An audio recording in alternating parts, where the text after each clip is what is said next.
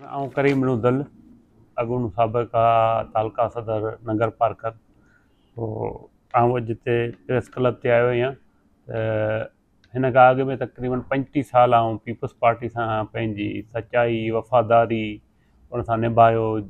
जलसा हुजनि, जुलूस हुजनि, लालकाणू हुजे, शही मोहतरमा जॾहिं 18 अक्टूबर ते आई कराची में बम धमाका हुजनि, पोइ उन्हनि सभिनि में जेको आहे पार्टी लाइ वॾियूं कुर्बानियूं ॾिनियूं, हर शइ कई पार्टी लाइ। तक़रीबन 35 साल जीअं मूं वटि पार्टी जो उहिदो रहियो, ईअं मूं पंहिंजी सचाई वफ़ादारी ऐं महिनत ख़ुलूस सां पोइ निभायो। अॼु पीपल्स पार्टी ॿिए खे सदर कयो आहे, ॾाढी सुठी ॻाल्हि आहे। उहो माना हिकिड़ो क़ौम जो माण्हू आहे, मूंखे उन खां को कोन्हे। मूंखे वरी उन जाइ ते ज़िले जो डिप्टी जनरल सेक्रेटरी कयो आहे।